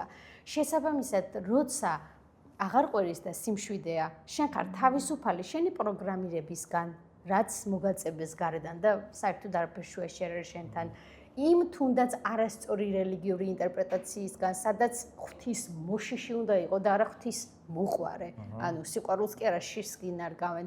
თუნდაც არ ვიცი, კულტურული ნაწილისგან, რაღაცა არასწორად მოსული ინფორმაცია, ბევრი რაღაცისგან და ხვდები რომ შენი გადაწყვეტილება უკვე თავისუფალია და არა დამოკიდებული კონკრეტულ ტრამვაზე, დამოკიდებული კონკრეტულ ვიღაცის ჩანერგიულ რწმუნებულებაზე. ჩემთან უფრო ამასთან ასოცირდება და არა ის რომ 7 პარტნიორი მინდა რომ ეხა მყავდეს და 7-ვე მეყოლება. მე უფრო იმას ვიტყოდი რომ მოდი გავარკვიო, აბა 7 პარტნიორი რატომ მინდა? და თუ ეს ჯანსაღი არის, ოკეი, კაცო, რაც გინდა და როგორც გინდა ის, ანუ ხო. განსჯა არის ყველაზე საშინელი რამ, რაც კი შეიძლება ადამიანმა გააკეთოს და ის ადამიანი განსჯის ზუსტად რომელიც იმ ნაწილებს თავის თავში ვერ იღებს. ეს მე არ ვამბობ, კარლ გუსტავი უკი ამბობს და გიჟდები მასზე. შესაბამისად, ხო, თავისუფლების მოდელი მაინტერესებს შენთვის როგორია? ზუსტად ეგ არის, რასაც ახლა შენ ამბობ, უბრალოდ ახლა მე ჩემი სიტყვებით შევეცდები რომ ის თქვა. ეს რას ნიშნავს რა, რომ შენ თუ რაღაცა ახლა ხდება, ან გუშინ მოხდა და შენ იმას არ ეთანხმები, რაც მოხდა, შენ ამაზე დისკომფორტს განიცდი. მთელი მუღამი რომ ჩვენ არ გვინდა რომ განვიცადოთ დისკომფორტი, ხო, ეს არის იდეა რა. მაგრამ იმდენად ვეჯაჭვები მე რაღაცა მომხდარს, გუშინდელს, იდეურად, რომ დღეს ისევ მაწუხებს ის და შევა ერთი წელი გავიდეს და კიდე ამით წუხდე, როცა ის გამახსენდება. იმიტომ რომ მე თვითონ არ ვეთანხმებ იმას, რაც მოხდა. მაგრამ ხო მოხდა. და აი აქ მიუღებლობა ზუსტად, ხო, ამ მოცემულობის არის ის, რომ მე განვიცდი ამ დისკომფორტს. და ვიძახი რომ მე არ ვირჩევ ამას და მე რატო ვირჩევ, მე არ მინდოდა ისე მოხდარიყო და მე რა შუაში ვარ, მაგრამ ზუსტად შენ განიცდი, როცა შენი ყურადღება, რაც წეღანი ინსტრუმენტი ახსენ, იმას ხმარდება, შენ განიცდი ამას. იგივენაირად თუ ეხა აქ ვიღაცა რაღაც აკეთებს, რაც მე არ მომწონს, რომ ეს ესე აკეთებს, აქ განვიცდი დისკომფორტს, რომ ესე რატო აკეთებ, მე აქ წინააღმდეგობას გრძნობ. ან ვიცი, რომ ხვალე რაღაცა უნდა მოხდეს და არ მინდა რომ მე ესე მოხდეს, ამიტომ განვიცდი ამ დისკომფორტს. და ადამიანი აი ამ კონტროლით ცდილობს, რომ შეზღუდოს რაღაცები და ფიქრობს, რომ არა, მე რა შუაში ვარ, ის გარემოსგან ხდება ან რაღაცა, მაგრამ ეგ არის, რომ შენ შინაგანად არ ეთანხმები ამას და ამიტომაც განიცდი ამ დისკომფორტს. აი მაგალითად მედიტაცია უშუალოდ, ხო, აი ტრანსცენდენტული მედიტაციის თავარი არსი რა არის, რომ ამ მედიტაციის დროს ჩვენ არაფერს არ ვეჭიდავებით რა, ანუ კონტროლს უშვებთ. ხო, აი ხო არის მედიტაციაში ხშირად ამბობენ, რომ დღეს რა ვიცი, ცნობილი ტერმინია თითქოს, რომ მედიტაციაში შენ ფიქრი უნდა გააჩერო, რაღაცა კონცენტრირო და გააკონტროლო. ეს არის აბსოლუტური სისულელე რა, შეუძლებელია ეგეთი რაღაც გააკეთო, უბრალოდ რაღაცები სხვანაირად გაიგეს ადამიანებმა და ესე გონიათ, რომ მედიტაციაში ფიქრები უნდა გააჩერო. იგივე რო გულს უთხრა, ხე გაჩერდი. ხო, მაგის იგივე. ფუნქცია. ზუსტად ეგ. ხო, ამიტომ ცემს. ესე არ ხდება რა და როცა ამას ცდილობს ადამიანი თუნდაც რამე პრაქტიკის დროს თუ ასე შემდეგ, ის პრაქტიკა არ გამოვა. და ტრანსცენდენტული მედიტაციის არსი ზუსტად გომარებს იმაში, რომ ჩვენ ეს ტრაცებს არ ვაკეთებთ, ანუ ინსტრუქცია თან სწავლების დროს არის ისეთი, რომ მიხუდე რომ რაღაცებს აღარ ეწინააღმდეგები, რაღაცები არის ბუნებრივი და იმ ბუნებრივ პროცესს მიყვები. და როდესაც ახლა რასაც საუბრობთ, ადამიანი უფრო და უფრო ბუნებრივი ხდება, ავთენტური ხდება თუ ასე შემდეგ. ეს ბუნებრივობა არის ყველაზე მიმზიდველი რამე რა. მე რო ხა მღერი ვარ მაგალითად, ან ვინმე რომ მღერის, ხო და ჩვენ ვუსმენთ ის ბუნებრივად რომ მღერის, ეს ძალიან სასიამოვნო შევა, მაგარი ვოკალური მონაცემები, სმენა რაღაცები არ ქონდეს, მაგრამ აი მაგრა გაგისწორდეს ადამიანს, რაც იმან იმღერა, მაგრამ ვიღაცა რომ ძალიან ხელოვნურად მღერის და რაღაცა გრძნობ, აი სურვაზე არ იყო მუსიკის, ხო, არ გიზიდავს. შეიძლება ხა რაღაცა პროცენტი ადამიანების შეიძლება ვიღაცას მოეწონოს, მაგრამ სტატისტიკურად ყველა მივხვდებით და დარწმუნებული თანახმოვართ ამაზე, რომ გრძნობთ რაღაც ინტუიციურად თუ შინაგანად, რომ ეს ბუნებრივი არ არის. თუნდაც ვიღაც ადამიანი ჩვენთან ურთიერთობაში, რომ ხელოვნურად იქცევა რაღაცებს, ჩუმჩუმელობს, რაღაცებს შეიძლება გუზურგს უკან აკეთებს და ასე შემდეგ, ყველა გრძნობთ ამას. შეიძლება აი ვერ ხვდები ბოლომდე რატო და როგორ ხდება, მაგრამ ეს ძალიან საინტერესო რამეა, რომ აი ფაქის დონეზე ძალიან იგრძნობა რა. ხო და როცა ადამიანი ძალიან ბუნებრივია, მასთან ურთიერთობა ძალიან გვსიამოვნებს, უფრო მიმზიდველია ურთიერთობისთვისაც, რავი, მოსასმენად. როგორ კომფორტული და შვიდია.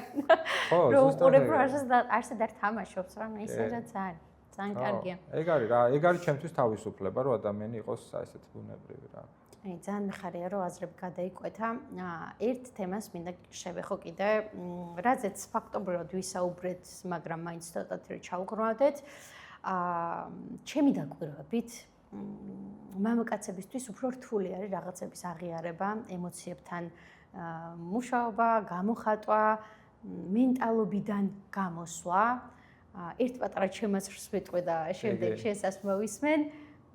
მე მგონია, რომ მაინც ადამიანების ამოცანაა და ძალიან სამწუხაროა, რომ 90-იანებში გაჩენილ ბავშვებს მით უმეტეს ნაკლებად იყო, რომ უანგარო სიყვარული იგრძნოთ, სულ რაღაცა მშობელი გადარჩენაზე იყო რა, როგორ გამოიკვება თავის შვილი, როგორ მიეცა განათლება, როგორ არ ვიცი, ვიღაცა არ დახვედროდა და დაიყაჩაღებინა პირობიდან. ნუ ძალიან რთულ პერიოდში ვართ გაზრდილები. შესაბამისად, სიყვარულის სერიოზული დეფიციტია საქართველოში. ამას სულ ვამბობ, რომ აი არ ვიცი, ყველაზე დიდი სურვილი იქნებოდა ჩემი სიყვარულის პროპაგანდა. რაღაცა მოვიფიქროთ, მეგობრებო, არ გავავრცელოთ სიყვარული. იმიტომ რომ ეს არის რაც კურნავს, ხო?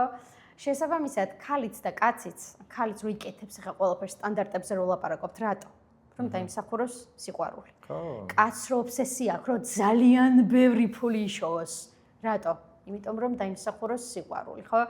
მოდის ქუჩის ბიჭი რო იყავი და ავტორიტეტი რო იყავი. რატო? იმიტომ რომ დაგემსახურებინა პატივისცემა და სიყვარული და ქალისთვის მაშინ დაცულობასთან ასოცირდებოდა, რომ ვახ კაცო ეს კაი ტიპია, რაღაც რა ერქვა, რა სახელით ხარ თუ არ ვიცი, მაგრამ მე ძალიან ბევრი დრო მაქვს ქუჩაში გატარებული, მინდა გითხრა.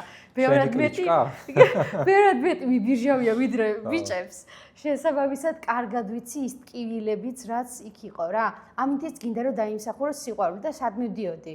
და ესე პატარა იმას გავაკეთებ რა, კომენტარს, რომ ბიჭებო, ბევრად მიმზიდველი გახდა და სიყვარულის დამსახურება თუ გინდათ, კაცი რომელიც საკუთარ თავზე მუშაობს და თავის თვითშემეცნებაზე მუშაობს და ვითარდება, ვიდრე ისევ რაღაცა ძველი მენტალობით მიყვება. მესმის როგორ რთულიც არის, ძალიან დიდი პირველი თანამგრძნობიო რა კაცების მართლა ოღონდ ვამბობ და ძალიან დიდი სურვილი მაქვს რომ იპოვნონ ძალა რომ იმ რაღაცებს იმ მარწუხებს რომელიც აი არ ვიცი 700 ფეხი აქვს ფესვები აქვს გადგმული ნელ-ნელა დააღწიონ თავი და შენც თუ რაღაცა გამოცდილებას გააზიარებ ან რჩევასავით ან აი რაღაცას ვეტყვით ძალიან გამიხარდება. ხო, კი ბატონო. ხო, ნუ მოდი დავიწყოთ იქიდან ისევ დავბრუნდეთ. ჩვენ ეპოქაში ხა დღეს ძალიან გავლენა აქვს ამ წარსულ პროცესებს რა. 90-იანებს, კომუნიზმს თუ ასე შემდეგ. დღეს რა ვითარებაც გვაქვს, ეს ძალიან ხო, დაღი დაგვასვეს. ძალიან ერთის მხრივ მე ამაში რაღაც კანონზომიერებას ხედავ, კარმულ პროცესებს, მიზეზშედეგობრიობას, ანუ ხედავ, რომ ეს აბსოლუტურად ლოგიკურია, რომ ესე იყო რა. მაგრამ რაც იყო და ეხლა აქ რა უნდა გვესმოდეს, ეგ არის თემა რა, რომ მოდი კიდე გავყოთ ესეთი რაღაცა, რომ მამაკაცს სხვანაირი ცხოვრება ჰქონდა ეპოქაში, ქალებს სხვანაირი ცხოვრება ჰქონდათ და მუღამი იყო ის, რომ ჯერ რაღაცა ომის თემები და ეს ომის შიში და ასე შემდეგ და იქ რაღაცა მხედრიონი იყო და სამოქალაქო ომი იყო და ასე შემდეგ. ამ ყველაფრის დროს ანუ ხალხი ცდილობდა რომ თავი დაეღწია და ცდილობდნენ ის წეღარაზეც ვილაპარაკეთ რომ მორგებულიყვნენ იმ რაღაცა გადარჩენის რაღაც სტერეოტიპებს. ესე ვთქვათ, რითაც ისინი უფრო მაგარი ტიპები გამოჩნდებოდნენ. გინდა ქალი იქნებოდა, გინდა კაცი იქნებოდა. და ამ პროცესში ყალიბდებოდა რაღაცა ილუზორული იდეები, რითაც რაღაცას ეჯაჭვებოდი, რომელიც შენი საერთოდ არ იყო. და საერთოდ ეს არც არავისი არ იყო, უბრალოდ ესეთი მოცემულობა იყო. და ამ პროცესში კაცებს ახლა ყველაზე მეტად რაც ჩვენ თქვი, ზუსტად ეს არის რა კაცებისთვის, რომ კაცი უფრო ერთმიმართული აზროვნებით, ახლა თუნდაც მანქანის ტარებაზე და იმებზე რომ ლაპარაკობენ ხოლმე, ხო? პრობლემა ის კი არა, რომ ქალმა მანქანის ტარება არ იცის, ან კაცმა უფრო მაგრა იცის და ასე შემდეგ. უბრალოდ ცოტა აღქმა არის, ცოტა სხვადასხვანაირი კაცის და ქალის სამყაროსი, რომ კაცი უფრო ერთმიმართულია და უფრო შეუძლია რაღაცაზე უფრო მეტად ფოკუსირდეს და იმას დაუთმოს თავის ყურადღება, რაც ავტომატურად იმას გულისხმობს, რომ იმას შეიძლება უფრო სიღრმეში შეყვეს იმ რაღაც თემას და რაღაც მაგათად რაღაცა ნივთი გააკეთოს, უფრო და რაღაცა ნატიფად თუ ესე ვთქვათ, ხრმად რაღაცა სიღრმეში შესვლის შედეგად და ქალს შეუძლია უფრო მეტად თითქოს ყურადღება გაშალოს რა. მაგათად კაცს თუ ორი ბავშვი ყავს სახლში, ხო, მოსავლელი, უჭირს რომ ერთსაც მიაქციოს ყურადღება, მეორესაც მიაქციოს, მაგრამ ქალისთვის ეს ძალიან მარტივი შეიძლება ჩანდეს, რომ არის რა. ამიტომ ესეთ რაღაცეებში ეს ძალიან ბიოლოგიური პროცესია. ამიტომ ახლა კაცებს რა გვემართება და ახლა ჩემი თავიდან გამომდინარეც ვილაპარაკებ ამაზე, რომ რაღაცა რომ მიგაჩნია, რომ ესეა, რაღაცა ჩარჩოში რომ ექცევი რა. ხო, თითქოს აქ ხარ და მე რაღაცა სხვა თემებს რო ეხები ცხოვრებაში აი ამ პრიზმიდან ატარებ რა. აი მაგალითად თუ იყო ქუჩა ეხა მთავარი თემა და ძველი ბიჭი უნდა ყოფილიყავი რომ ცხოვრებაში რაღაცას მიგეღწია, всё, მე რაც უნდა მოხდარიყო შენ ცხოვრებაში, ყველაფერს ამ პრიზმიდან ხარშავდი და ინელებდი რა. შესაბამისად იქ უკვე 1000 ახლა ძველ ბიჭობის გარდა ცხოვრებაში სასწაულად და უამრავი რაღაცა ხდება. ახლა ბევრ სხვა ქვეყანაში ძველ ბიჭობა არც ყოფილა. ვაფშე რა არის რომ ვერ ხდებიან რა არის. ხო რაღაცა უბრალოდ იდეაა რაღაცა რა, რომელიც კიდე ცალკე თემა რო ეს რაღაც პოლიტიკურად ხელოვნურად მოსული თემებია თუ ასე შემდეგ, მაგრამ აი რაღაცა ილუზია რა, რომელიც რაღაც როლში მოერგო რა და მე ადამიანი ამ პრიზმით რო ცხოვრობა და ამაში გაატარა 20 წელი სიტყვაზე, ხო? ეხა არ შეუულია რომ ჰოპ და გამოსწორდა ესე და სხვანაირად გამოიხედოს. მაგრამ დღესდღეობით ხედავ უკვე მე თვითონაც და რავი, უამრავი ადამიანი დარწმუნებული დამეთანხმება ამაში, რომ უკვე გამოდის აქედან იმ ეპოქაში მყოფი ადამიანები და თანამედროვე ხა ახალგაზრდები, ვინც დღეს იბადებიან და ჯენზი და ასე შემდეგ, ხო, ეს ხალხი არიან, უკვე სხვანაირად აზროვნებენ, სხვანაირად აღიქვამენ, თუმცა მათზეც არის რაღაც გავლენა, იმიტომ რომ მშობლები ყავთ ესეთი და ასე შემდეგ რა. მაგრამ კაცისთვის რთული არის რომ რაღაცნაირად რომ აღქმული აქვს. მოდი ახლა სხვანაირად დაინახო. თან ამას უმყარებს ყველაფერი რა, მაგალითად იქ რაღაც იდეაში ვითომ ტრადიცია, რომ აი რაღაცა მაგალითად ესეა მიღებული, ვითომ ტრადიციად ქცეული რაღაც ფორმა, რომელიც საერთოდ მაგალითად 50 რა შეიძლება, 100 წლის იქით საერთოდ არ არსებობდა ესეთი ფენომენი საქართველოში. იქ კიდე სუფრის თემა ავიღოთ, სუფრა კი იყო, მაგრამ არ იყო ესეთი ღრეობა, როგორც შეიძლება დღეს ჩანს და არის, თუმცა ესეც ვატყობ, რომ უკვე უკან მიდის და ესე აღარ ხედავს ხალხი. იქ რაღაცა სტერეოტიპები არის რა, მოკლედ, რასაც თუ მაგალითად ეხა ბიჭი ხარ, ბიჭისთვის ეხა მამა სახში რაღაც დონეზე ავტორიტეტია, თუ მასთან ერთად გაიზარდე რა. და მამა თუ ესე ცხოვრობდა და ის ამას ხედავდა, ამას ძალიან დიდი გავლენა აქვს შენზე და რაც არ უნდა ეხა მე ვილაპარაკო და ვიღაცა მოისმინოს ეს ყველაფერი, თუ ის აი ამ პოზიციაში იმყოფება, იმისთვის ძალიან რთული გასაგები იქნება, რომ არა ეხა მამამისი 30 წელია უყურებს და ყოველდღე იჯერებდა რომ ეს ესე იყო და ეხა სხვანაირად დაინახოს რომ ეს ესეა რა. უბრალოდ სადღაც ცხოვრებაში რომ რეალობას შეხვდება სახლის გარდა, სადაც მამამისი პირობითად აღარ იქონიებს გავლენას და სხვა რაღაც ურთიერთობაში მოხვდება ან რაღაცა, ეხა აქ მე პირდაპირ მამას კი არ ვაბრალებ რამეს, შეიძლება ეს იყოს ქუჩაში ვიღაცა ავტორიტეტი უფროსი მეგობარი შევა უბრალოდ საკუთარი თანატორი მეგობარი ბაბუა კლასელი ყველა შეიძლება რა და შეიძლება დედებიც იყვნენ ესეთები და ქალებიც იყვნენ და ასე ძალიან ბევრი ქალი ადრე უფრო იყო ხო კი ბატონო უბრალოდ მაგამი ის არის რომ მაგალითს ვამბობ ახლა ერთ-ერთს რა და ამ ყველაფრით შენ რო ესე გჯერა მუდმივად ხო მე აქედან ვერ გამოდიხარ და ეს მე ვფიქრობ რომ როგორც წეგან თქვი მარტო ამ ეპოქის პრობლემა არ არის რა ანუ ეს ამ ეპოქაში ამ ფორმით იყო იმ ეპოქაში რაღაც სხვა 20 წელში რო იქნება თუ 50 წელში სხვანაირად იქნება ანუ სხვადასხვა რაღაცები და ეს არის ზუსტად ამ ცხოვრების მუდმივი რაღაცა აი მატრიცა ფილმი რო არის ზუსტად ეგ არის რომ ჩემთვის დოკუმენტური ფილმია ძალიან მაგარი ფილმი არის ზუსტად ეგრე არის და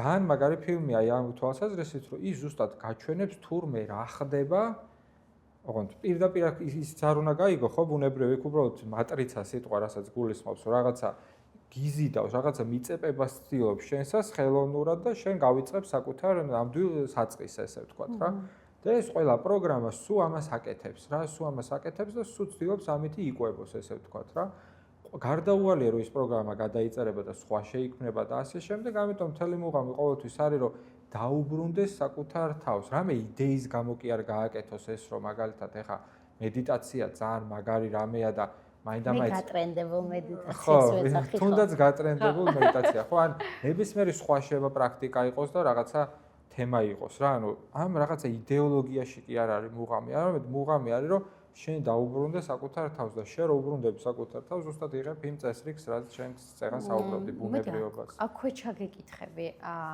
ზოგადად მედიტაციის მგონია რომ ცოტათი არასწორი აღქმაც აქვს ხოლმე ადამიანებს და შენი აზრი ძალიან მაინტერესებს. პირველ რიგში რა კითხვებიც მოდის ხოლმე რომ აუცილებლად ესე უნდა ვიჯდე? ხო, მე ეს მთელი ჩაშლა და ზოგადად ჩემთვის მედიტაცია არის დაკვირვება. დაკვირვება შინაგანი სამყაროსიც და მე ვამბობ ხოლმე ხშირად რომ შევა დედაენის ბაღში ვიждდეთ ძალიან მიყვარს ეს სკეიტერები რო არიან დებაში და იმდენად ვარ პროცესში დაკვირვებაში ჩართული რომ დრო და სივრცე მეკარგება გავდივარ ყველაფერს გარეთ გავდივარ და ზოგჯერ მედიტაცია არ ნიშნავს იმას რომ ლოტოსის პოზაში იჯდე და რაღაცას არ ვიცი ან მანტრას ვაკეთებდეთ ან ვიპასა ნებისმიერ პრაქტიკას სხვადასხვას მედიტაცია უბრალოდ არის დაკვირვება შენ შიდა და თუნდაც გარე სამყაროზე, რომელიც დროს და რა ქვია, სივრცეს ცდება. შესაბამისად, გონია რომ ყველაზე სწორი არის ის, რომ თავიდან გვჭირდება სისტემატიურობა. აი ესე მგონია, შეიძლება ეს 10 წელი იყოს, ვიღაცისთვის 5 იყოს, ვიღაც 20 იყოს, შეიძლება ვიღაცთვის მთელი ცხოვრება იყოს საჭირო.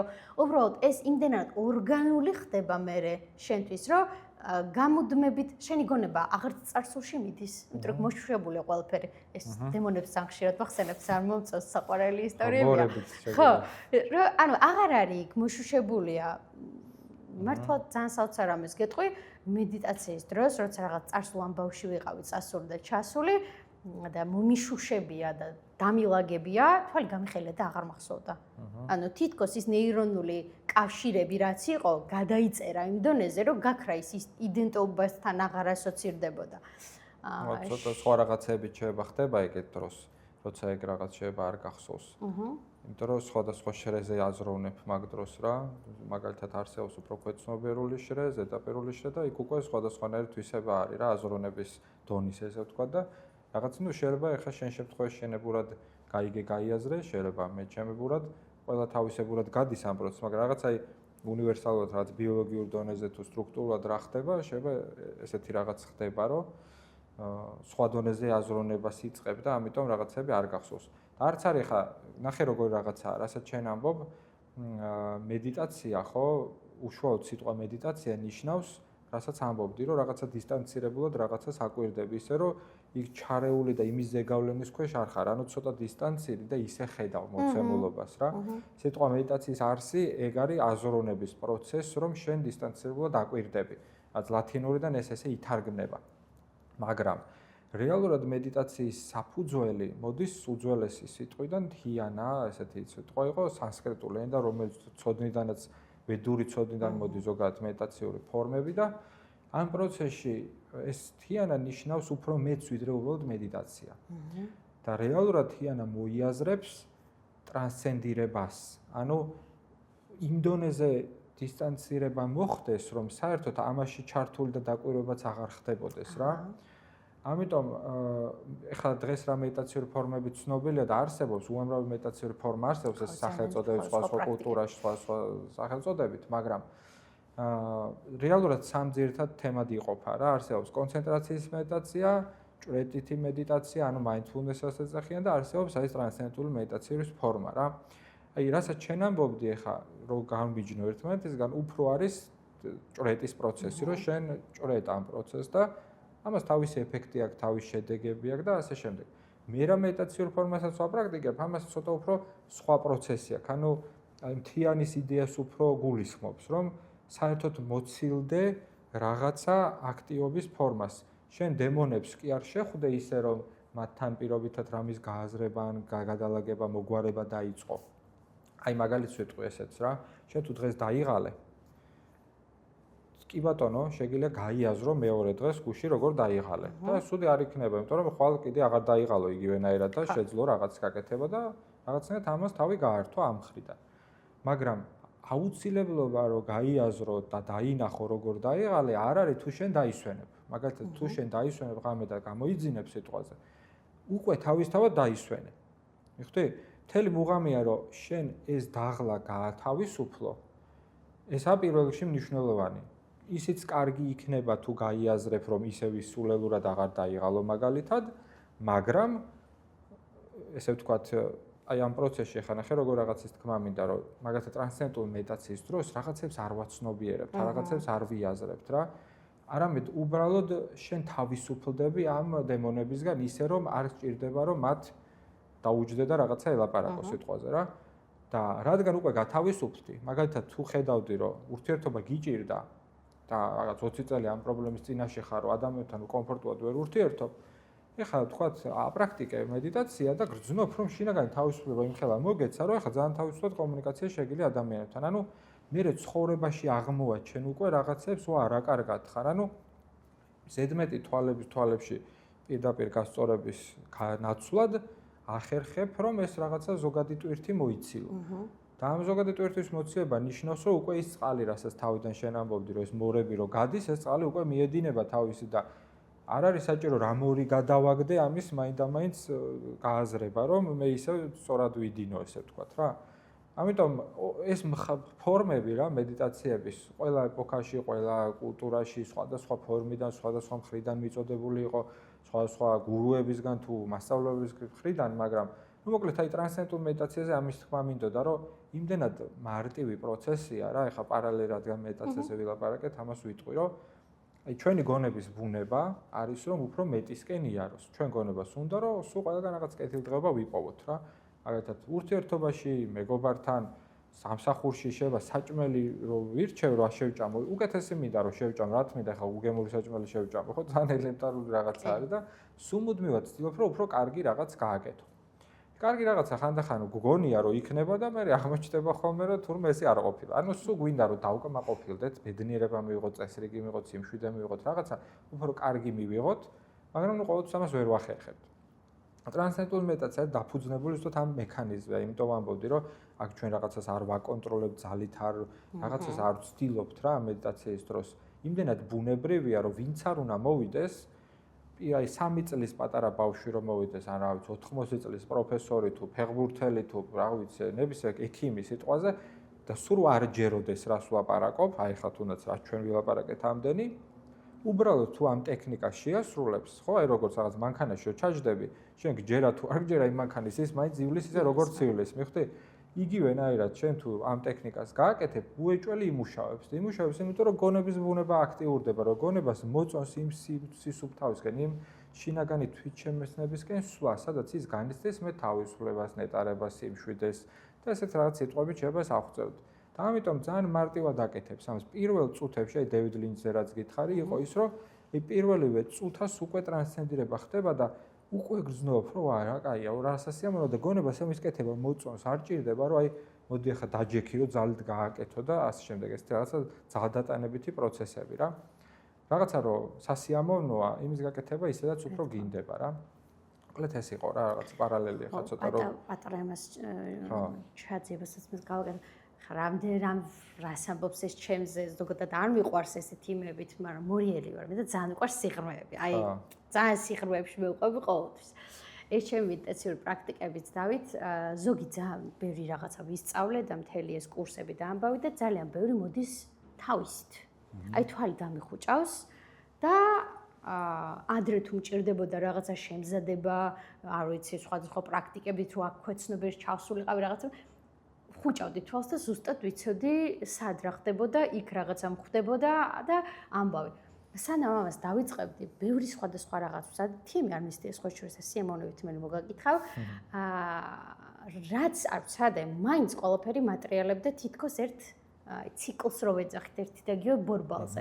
შესაბამისად, როგორც კი იქ ჩავდიოდი, მე ამას ვამბობ ხოლმე, რომ აწმყოში განკურნება ტკივილის ცოტათი რთულია, როცა 10 წლის წინანდელ განზრდილებაში არის მომხდარი. აი, იქ ჩასვლა რო დავიწყე, დამჩემი ნაწილების შემოერთება და გამოყვანა იმ სივრციდან, ეს შენი self concept-ი არის, როგორ აღიქვავ შენ თავს, აი ცოტა იდენტობა რა იდენტობაშია ჩარჩენილი შენი ცნობიერება, თუ არ გამოიყვანე იქიდან ძალიან რთული არის. შესაბამისად, ჩემ შემთხვევაში იყო ის, რომ კი ცოტა უფრო მეტი წვალება მომიწია. სათდელ ვირთხას ვეცახი ხოლმე ჩემ თავს, რაღაცები ჯერ ჩემ თავზე გავივლი და მე მაქვს ვალდებულება, რომ ეს გავაზიარო და გავავრცელა. როგორც კი იმას დავამუშავებდი, ვაუ, პატერნი აღარ მეორდება. დავამუშავებდი, ვაუ, პატერნი აღარ მეორდება და უფრო და უფრო წინ მივდიოდი. ბოლოს ჩემი დაკვირვებით იყო ის, რომ რაც მეტი ვისწავლე, რაც მეტ რელიგიას გავეცანი, პრაქტიკას გავეცანი იმას და ამას, მივხვდი, რომ ყველანი მივდივართ 64-ისკენ.